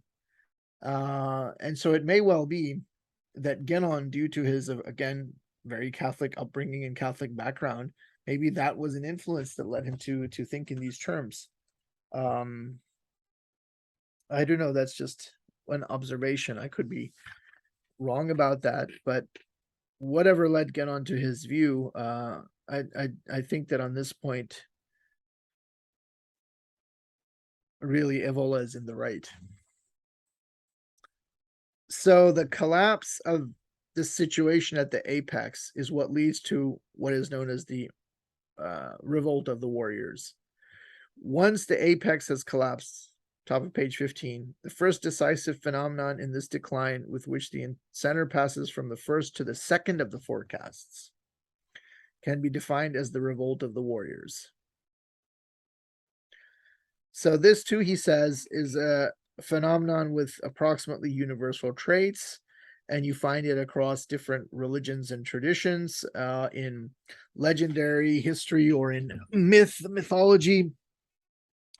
So almost all peoples, often in relation to the doctrine of the four ages, bear the memory of more or less Luciferian revolts or races of giants. The biblical Nephilim, that's a word that occurs once in the Bible, or of titans, or of non-gods, the Indo-Aryan Rakshas, which are kind of malevolent demigods, or Ashuras, sort of dark entities, demonic entities, I suppose, which rise against figures symbolizing a divine spirituality, often just to affirm the principle of war or of mere violence. So this idea of a rebellion or revolt of one caste against another is really the main cause, again, the regression of the caste, which is behind the decline of the idea of the state. So even though he disagrees with Genon in his spiritual authority and temporal power, he does say on this very same page that Genon very justly observes that each caste putting itself into revolt and aspiring to constitute itself as an automaton, in other words, as having a kind of autonomy, degrades itself in some way, insofar as it loses with this very act the participation in the faculty of recognition of a higher principle, loses its own character, which it possessed in the hierarchical whole, in order to assume that of a caste immediately inferior.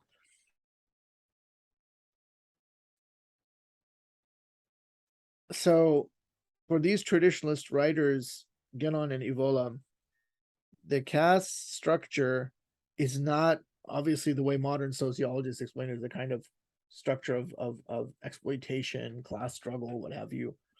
But since it's based on higher metaphysical principles, actually expresses the harmony and equilibrium which is necessary in any normal traditional society. And when you have the regression of these castes, this is the collapse that we get. So as things get worse, you have the next collapse. Let us proceed now, he says, to consider the second collapse, by force of which the center of the warrior caste is brought yet lower down to the caste of the merchants. And again, he gives some examples. He gives the example of what happened in Europe, the Holy Roman Empire. and that through the process of centralization, something begun by a sovereign named Philip the Fair, spiritual authority, transforming itself into temporal power, has as its characteristic a materialistic and devastating hypertrophy of the principle of state centralization. This is an important point, because now, the sovereign, the ruler, is pretty much at the same level as everybody else. So he says that the sovereign fears to lose his prestige over those who are at bottom, by now his equals, which is to say, the various feudal princes. And to consolidate this prestige, he does not scruple to oppose the nobility itself, allying himself with the third estate, namely the merchants, and not hesitating to support the demands of this estate against the nobility. And so that's how the merchants, the bourgeois, mercantile caste comes to power. We see regality enter into conflict with this nobility, working toward the destruction of feudalism. So indeed, feudalism was destroyed, though it itself arose from the same, and it cannot attain this destruction without relying on the support of the third estate, which corresponds to the Vaishya, the Hindu caste of the merchants. And he's really of the view that this first happened in France. He says it is for this reason that we also see the kings of France, beginning with Philip the Fair, surrounding themselves almost constantly with the bourgeois, above all those who, like Louis the 11th and Louis the 14th, push the work of centralisation the furthest. That centralization, moreover, from which the bourgeois was later to derive the benefit when it took possession of power through the French Revolution. So the feudal system is replaced by a kind of national system. And he says that if France was the first European country in which the royalty was overturned, this happened because it was precisely in France that nationalization had its point of departure. And so the feudal idea is thrown out and replaced by the notion of nationality, the principle of nationality. And what happens after the first, you have, of course, the French Revolution, then much, much later, you have this notion of nationality rising to more and more prominence, and it's really at the heart of the First World War. And what happens after the First World War? I mean, you get the fall of the Ottoman Empire, you have the Sykes-Picot Agreement, you have the emergence of all of these nation states in the breakup of the Ottoman Empire, you have, things in the Balkans, a lot of things happen. And then, so we sort of entered into another phase. This is also when, capitalism arises. You have a mercantile notion of the social contract. All of this stuff happens in the late 19th and early 20th centuries. And indeed, for most of my life, we have lived really under the domination of this mercantile kind of class, this notion of the economy almost having a sacred kind of character, the stock exchanges, all of this. And now we're, I think, moving into another phase, and that is the next one, which is the reign of the slaves, the serfs, the fourth estate, the lowest telluric and dark elements. So this is under the number 4 on page 18. But just as usurpation brings usurpation, this is all italicized. Now after the bourgeois come the serfs, who in their turn aspire to dominion. The pseudo-liberalism of the bourgeois was destined to fatally summon socialism in the form of a mass regime, just as this was destined to summon up still lower elements, the pure demonry of the collective. Fomented by internationalistic, anti-traditionalistic, illuministic, Very interesting. He's Illuministic means the Illuminati, and democratic destructions, all inevitably connected to the modern type of civilization and culture, with Marxism, the Third Internationale, the Communist Manifesto, the revolt of the proletariat against the capitalistic bourgeois, and finally, with the Russian Revolution and the new collectivistic Bolshevik ideal, we stand before the final collapse, the advent of the fourth caste. Power passes to the hands of the mere faceless mass, which comes to instaurate, that's a word you don't see very often, a new universal epoch of humanity under the crude insignia of the sickle and the hammer. So this was at least up until the time of Evola. Of course, we had the fall of the Soviet Union. Then you had the emergence of this kind of Fukuyamist discourse, Francis Fukuyama talking about the end of history. In other words, the emergence of a unipolar world, what they call the unipolar moment, the triumph of the United States as the unchallenged superpower in the world, and as though the history was, by their own claim, by the claim of Francis Fukuyama, coming to an end, and that we would have a neoliberal order, and there would be democracy and free enterprise everywhere. This was at least the idea. Then you had the September 11th attacks, and then the war against the whole entire Islamic world, the war on terror, so to speak, the so-called clash of civilizations. Then the next big 9/11 event was, of course, this entire coronavirus drama. And now we have Ukraine. And so this is the way it's going. The fourth estate, Evola says, is disanimate. Very interesting characterization, disanimate. And its aim is the disanimation of life, of society, of human interiority itself. And these, after standardization and American Taylorism, are the ends pursued by the so-called proletariat purification of the remnants of the bourgeois ego and of the Soviet so-called technological messianism. So we are now entering into the phase in which the Elementarwesen of the Eddas, the beings of the earth, will debauch to trample the divine forces. The Ragnarok is coming.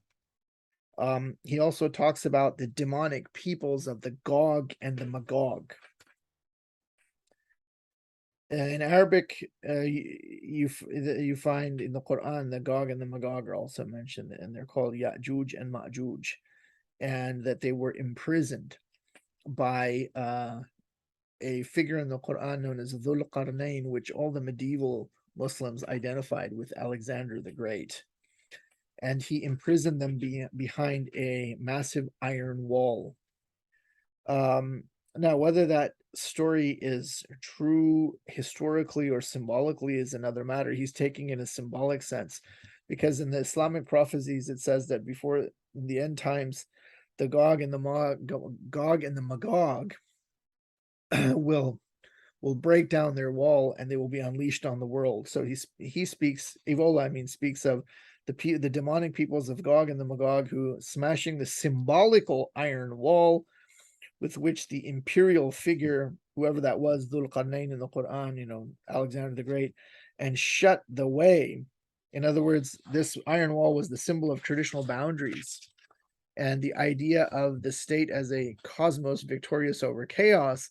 These, shall we say, chthonic and telluric forces will burst in to attempt to win the last battle, to become the masters of all the powers of the earth.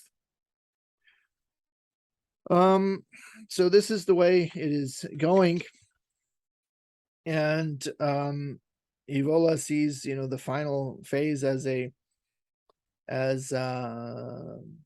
coming to power of these forces, the emergence of a homogeneous, proletarized international conglomeration as the highest ideal, held together by what he calls work as its only glue.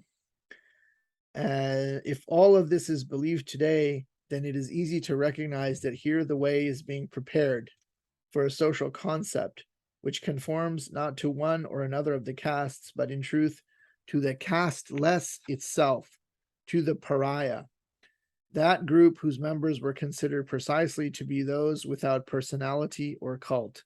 In short, the free man. So it's a pretty grim view, but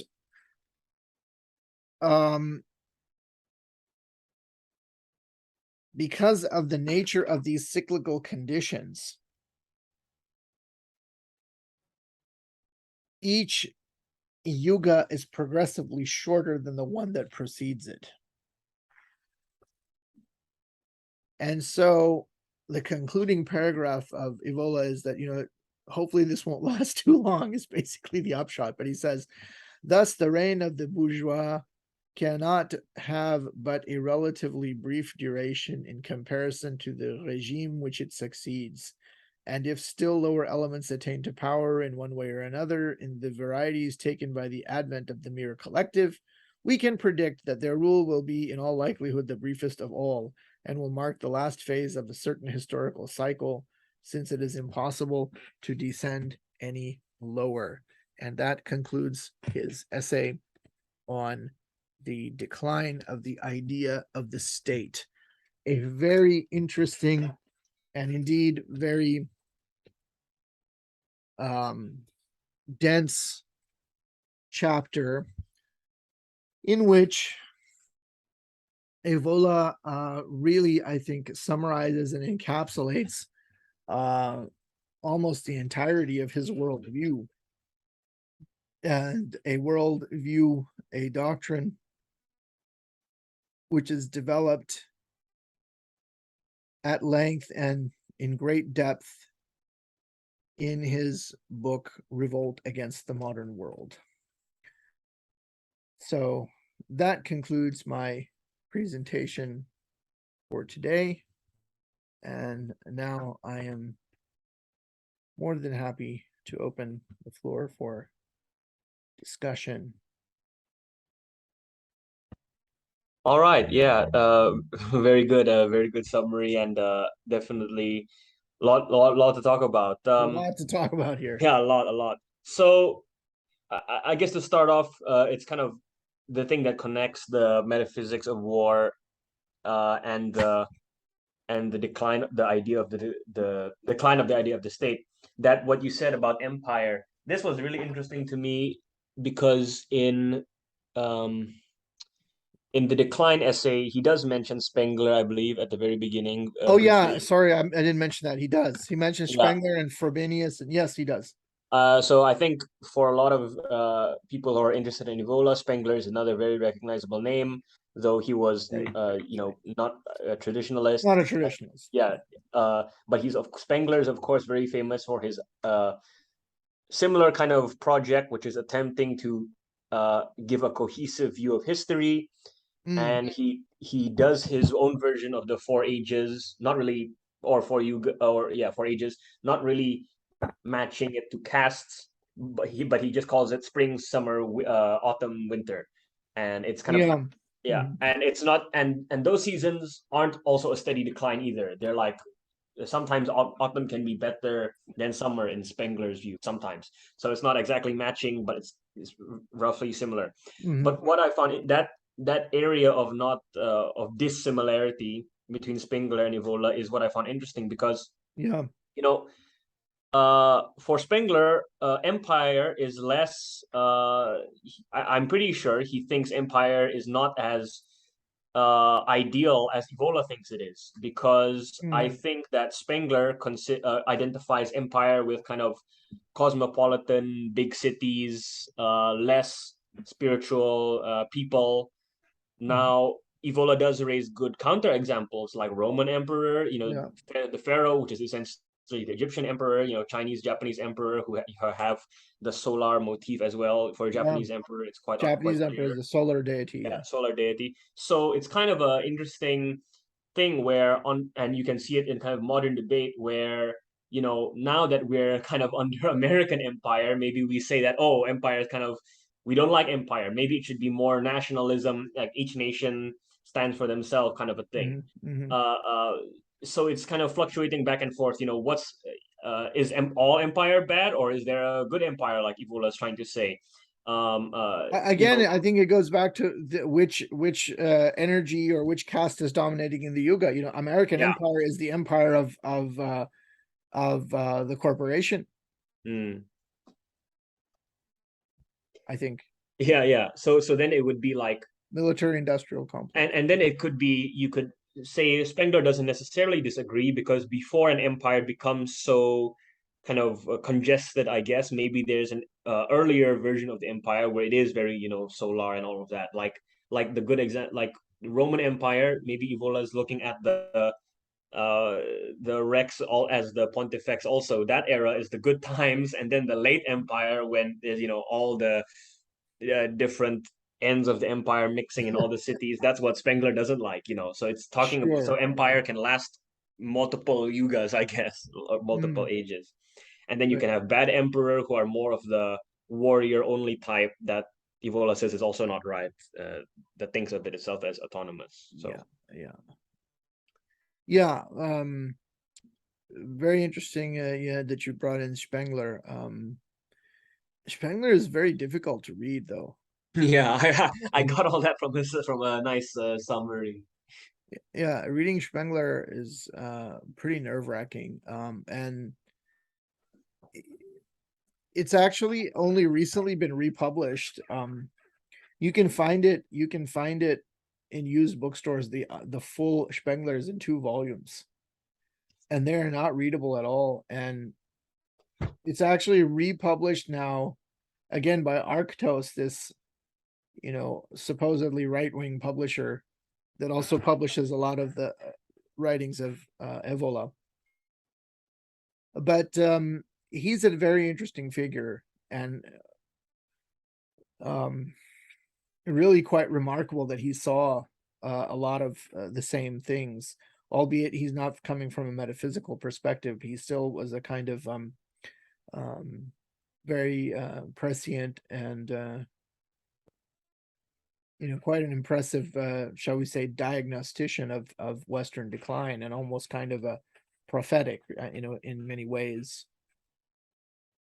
But again, he doesn't have that metaphysical insight. So you have plenty of people who talk about Spengler and who've heard of Spengler, whether they've read him or not, but at least they know who he is. But they don't know who.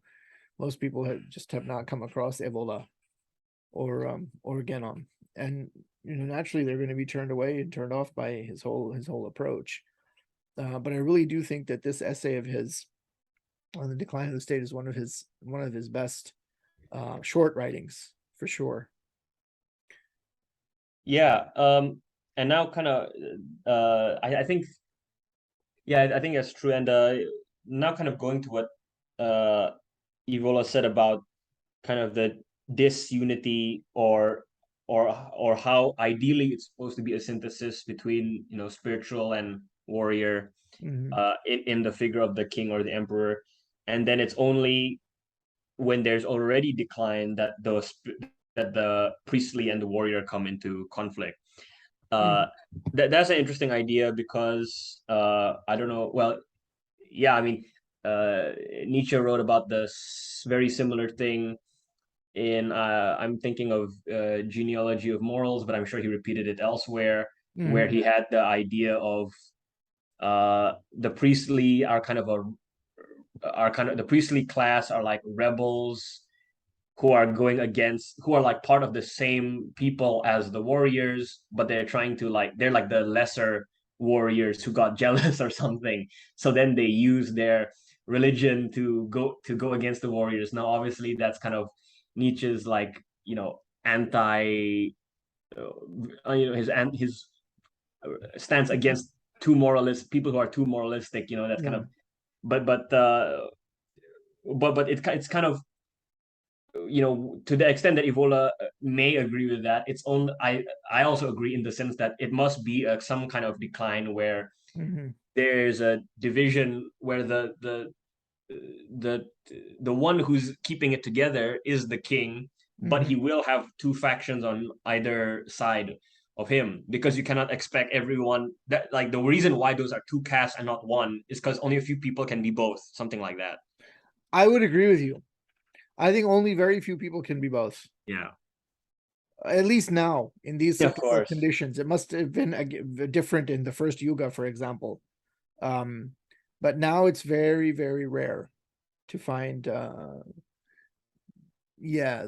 synthesis of the priestly and the warrior, the heroic or the warrior in the same person. Very rare.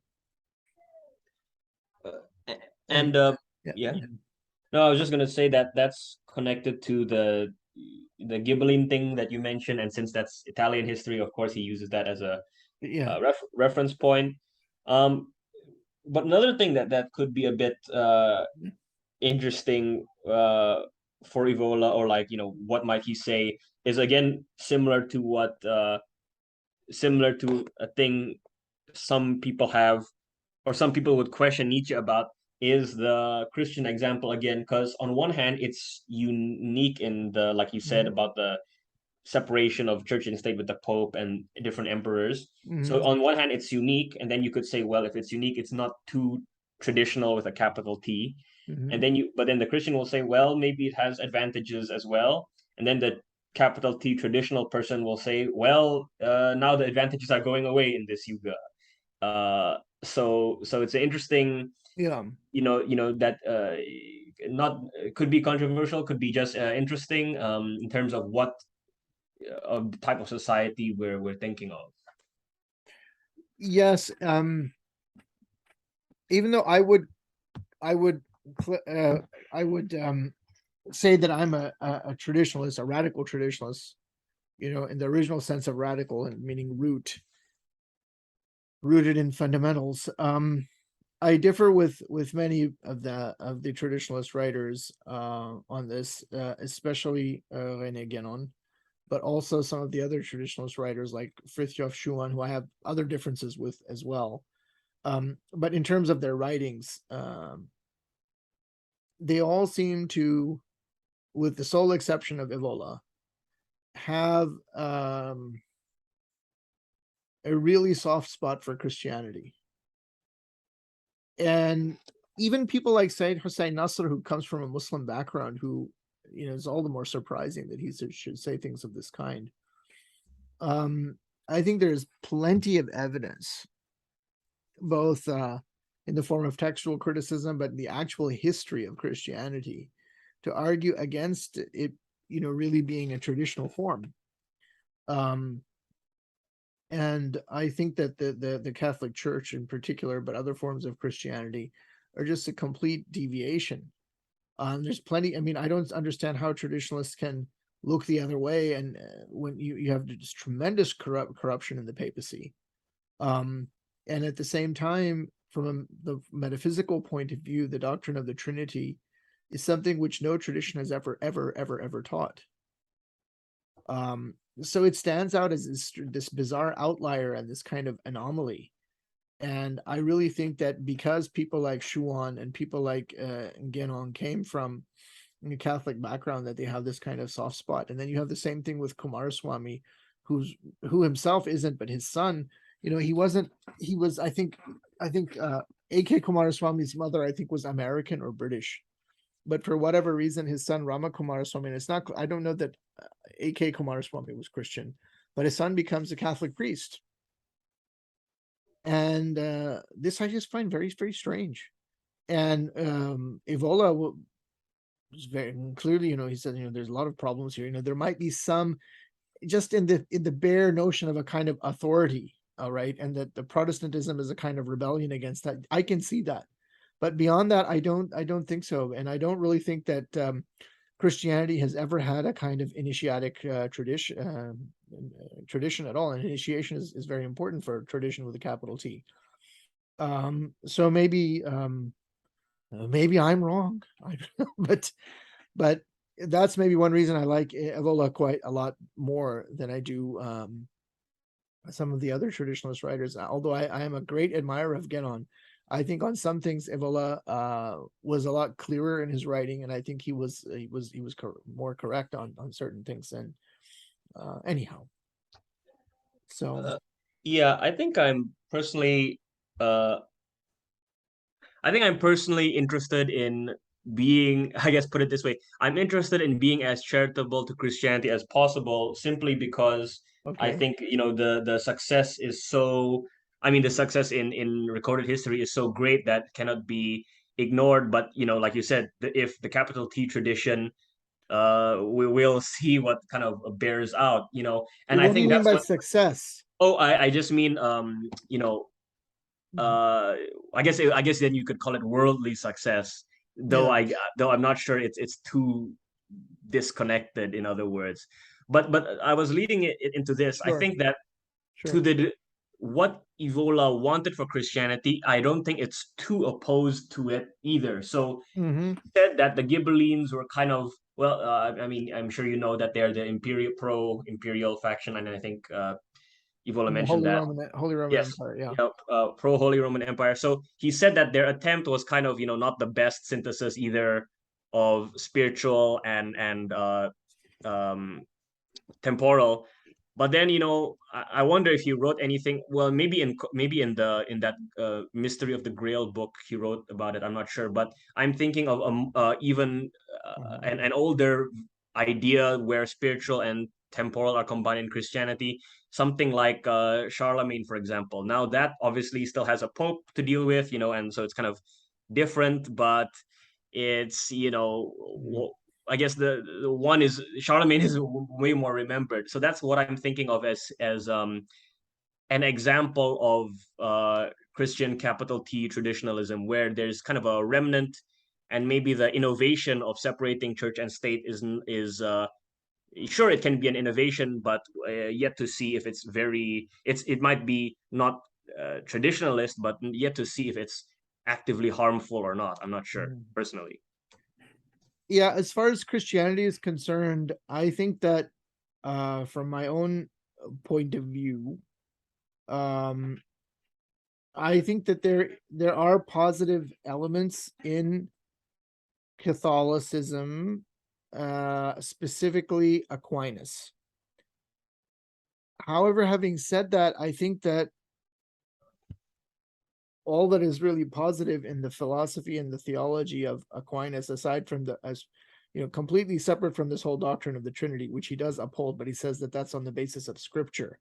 But in terms of what is called natural theology, rooted in the philosophy of Aristotle, that I find to be quite congenial to myself.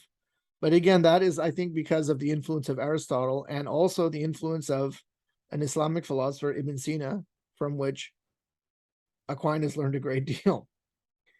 And then, as far as the other tradition in Christianity, which is the Orthodox tradition, that I found to be very interesting. I don't know as much about it.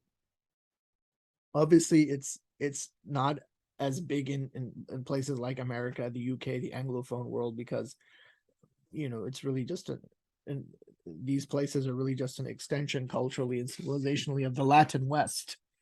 And you would have to go to the Eastern Europe and Russia and I suppose and Greece, right?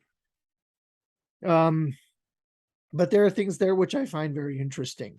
And I've been to Istanbul many, many times. And that was Constantinople. That was before 1453. It was a center for Orthodoxy. And the architecture, all this is very interesting. It's very different from the Latin West. And I think they kept alive indirectly, right? Ancient Greek paganism, because the texts were there, they were preserved. So I think there was some saving graces, so to speak, of paganism on that side as well. So I'm much more congenial to those kind of elements, but in the end, I think that when Evola talks about the pagans, I think they were yeah, ancient and the paganism of the ancient Mediterranean world, of ancient Greece, ancient Hellas, was far superior to the Christianity which uprooted and replaced it. Anyway, as we could go back and forth on that, but Yeah, yeah. I guess another thing that is interesting is he kind of somewhere, and he said like I think he said the process, the medieval European process of, I forgot what word he used, but essentially the Pope giving power to the king, or crowning the king, that is kind of a, and not really, he thinks it's not really a correct synthesis either, because it's kind of still separate. Yeah, the coronation for coronation is, I think, what you mean. Yeah. So I think he used that word. So then it's like and then the divine right of kings idea is kind of a new idea, even though it's trying to say an old thing. So I Mm. found that interesting because, Mhm, and then he mhm. also mentions the Chinese version, which is, supposedly the unchanged version. But what's interesting about both of those is Yeah. that there's a parallel where it's kind of it may have I mean it did have a traditional root, which had, but in the modern form, or at least in the historically recorded form, it's unfortunately kind of contentless. Like, for example, what does it mean to have uh the what does it mean to have the doctrine of heaven, or what does it mean to Mhm. have the divine right of kings? Well, it just means whoever won the war and became the king has it. So, so it's kind of a content in the modern history. A cynical person might say, oh, everyone who usurps the next guy will say they have it. They really were the correct one to have it all the time. So obviously that is not the traditional understanding of what it means, and is only this kind of decline, and which makes people think that's what it means. That makes people think it's kind of arbitrary. So I'm interested in what that original traditional meaning is. Is it kind of keeping a balance between the castes? Is that the content of what this Mhm. spiritual regal authority is? Is can it just be defined by keeping the state healthy? Is that kind of what authority, capital A authority is? Or Mhm. I think it's very hard now at this late date in the Kali Yuga to decisively characterize um, these exalted states, or these exalted offices or dignities of these ancient kings. And I think Evola is aware of that, which is why he just quotes these things which today people, they're myths, but modern people, when they hear the word myth, they think, this is just nonsense. It's not history. Um, but I don't really accept such arguments. I think that there really was something in the past of an actual divinely conferred royal or regal dignity, and not necessarily all the way in the remote past. I mean, and a striking example from the ancient world is that of Marcus Aurelius, or of the Emperor Julian, for example, who is also known as Julian the Apostate because he went back to paganism. He didn't stay Christian. Um, and also we find even certain extraordinary individuals in recent, for example, Islamic history, a certain, founders of empires and so forth, such as in the Ottoman Empire. Now, not all of these guys are perfect, but there are certain striking examples, I would say. And even now in the late in the even those examples, excuse me, from Islamic history, this is not a long time ago. This is within hundreds of years, right? um I think that there is still, these cyclical laws, these metaphysical principles are still there. They're becoming more and more diminished, but even in this late stage of history, we find examples of these various emperors, for example, in the Mughal Empire, for example, or the Safavid Empire. These are the late empires, the so-called gunpowder empires, as Marshall Hodgson, the historian of Islam, called them. And you find that there is a doctrine in ancient astrology that the person who really has the divine right to rule will be in the time of what's called the Jupiter-Saturn conjunction. Now, the weird thing is that this was understood and known by people in the Islamic world. And so among the titles of various kings and sultans would be the Lord of the Conjunction. Now, whether they were or not is another matter. And sometimes they would even construct what was sometimes a fake horoscope to show that they were born near or on the conjunction. And another idea in ancient astrology was that if the person is born with the fixed star Regulus on their ascendant. So Regulus is a star in the constellation of Leo, and it is supposed to confer royal dignity. And it is said that Philip of Macedon, the father of Alexander, made sure that his birth, that is to say that the labor was prolonged enough until that star was on his ascendant. So there was some sort of awareness of these ideas, right?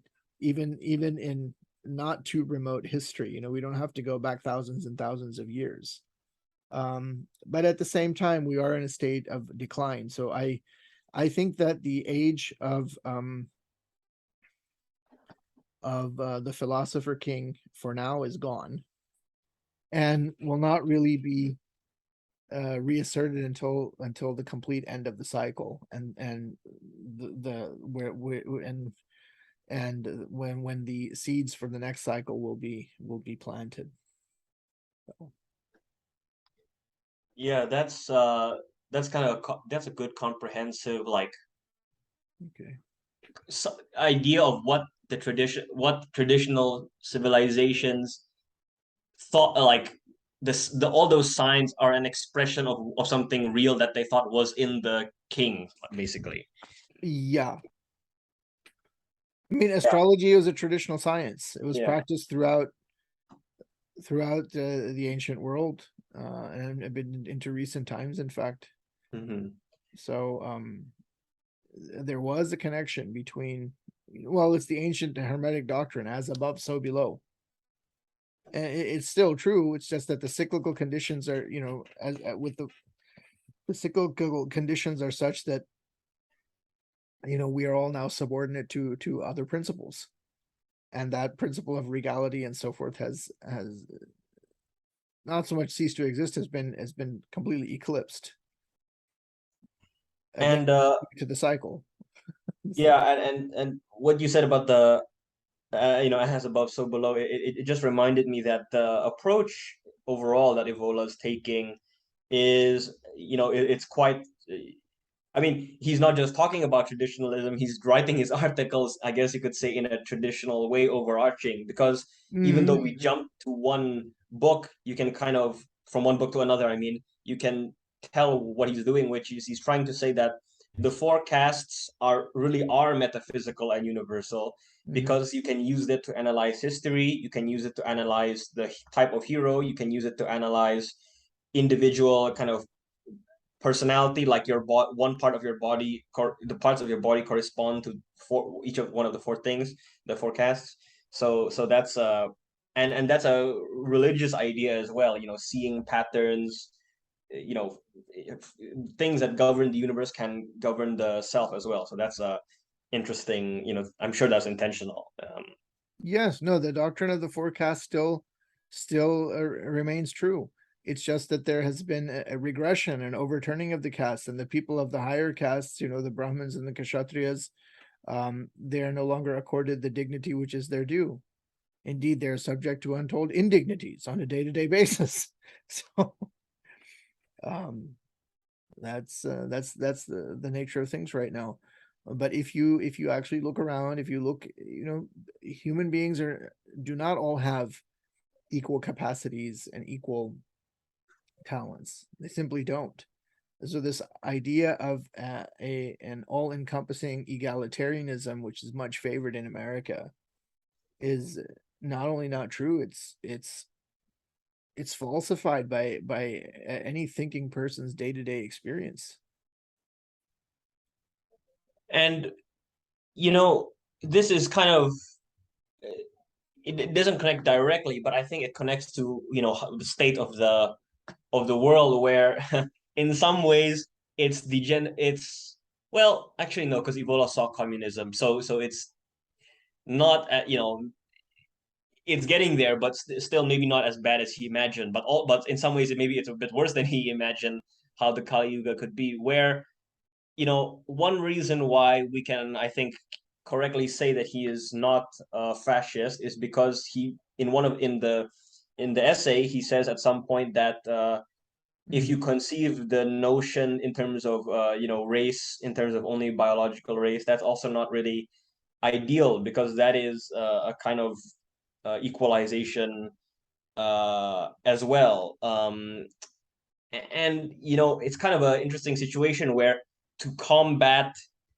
the fourth estate of communism, the fascist societies in World War II, they are so kind of beleaguered by the fourth estate that they have to say, you know, we have to really quickly make a strong show against them. We can only we have to do it, or they have the strategy to do it based on race. You don't have time to reconstruct the whole traditional society Mm-hmm. like Evola is thinking. And even if that's kind of idealistic, I mean, the fascist state maybe will think Evola is idealistic, but given their opponent of the communist threat, you cannot really be too hard on them either. And I'm sure that's why Evola kind of Mm-hmm. agreed with them to the degree that he did. Yeah. Um, but it's interesting because in terms of the proper use of the word demos, in the Yes. in the Greek sense, right? So Mhm. I'm I wonder what Evola would say about that kind of ancient Greek democracy, which is certainly not like our democracy, where it has to be a certain class can vote in terms of what material wealth they have, and it has to be the people of that land, Mhm. and you have to they trace the families and everything. So I guess in one way, in one response to the Kali Yuga by those nationalist fascist states is to at least return to that original meaning of demos, which is why the oft kind of uh repeated and the statement that has been made infamous of blood and soil is referring to the original meaning of demos, which is this, it has to be at least unified in terms of what land and what people they are coming from, or else it will become the fourth estate that Mm. Ebola and and the Axis in World War II were against. Yeah, that's a good question. I don't know if he's ever if there's any reference to ancient Athenian democracy and what he thought of it, but if you take Plato and Aristotle to be representatives of tradition with a capital T, then you'd have to say that no, it's not acceptable, because in the end, Athens sentenced Socrates to death, right? And Plato says democracy is one of the worst forms of government, and Plato is really arguing for the philosopher king. So if that is true, then you'd have to say no. Athenian democracy, even though it's better than any of the democracies that we have now, probably is also not really a traditional. It's already the manifestation of the Kali Yuga that far back. I And also his mean, it's kind of a he would. We're just guessing here, right? But yeah, yeah. he would probably think Sparta was much better, Oh, I see. right? Because of the Yeah, war. It's just a guess. just a guess. Yeah, Yeah. and it's also a, a guess in terms of like how, because the philosopher king or the priest king or the god king is such a Hmm. that idea is so traditional that you know in that, even in that era of Greece, it's already not there. I guess you can say in that ancient era of classic, in that classical age, just showing how the rates of different civilizations. I guess that's an example of Yeah, one example. it was gone, but it existed in ancient Persia, Yeah, and right. that was contemporaneous with ancient Greece. And the rise of Alexander is a kind of reassertion of that idea, I suppose. Right, I suppose, yeah.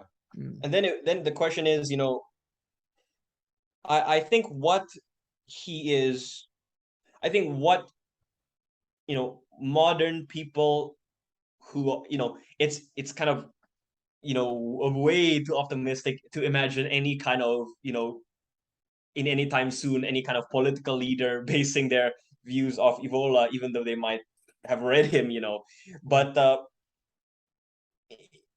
if anyone were to try to kind of make an Evolian state, I guess, since we're in the imagining land now, it would what he importantly warns against, which is distinct from those fascist or nationalist states, is that uh, if you try to base it around the army too much, which is just the warriors, then it could be kind of a what has been called, I think, kind of Oriental despotism. Like that's a very old term, but maybe that term aptly describes a kind of tyranny that he's also against. And maybe that's maybe that was used incorrectly by those old Western scholars, but maybe it also does refer to something. Maybe the communists are actually a new form of of that kind of thing. They just but animated by the like they said, the fourth estate, the people with no caste. So I think that's a interesting way of kind of, well, an interesting warning that is implicit in Evola's writing. Yeah, I don't think that there will be an Evolian state or any kind of a redress of the situation until the present cycle comes to its logical conclusion.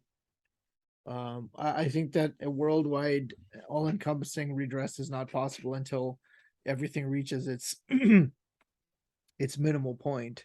Sure. The complete reign of quantity and the reign of the slaves, the serfs, the Shudras, and that will be short-lived, and then there will be a reassertion. That will be the real Great Reset.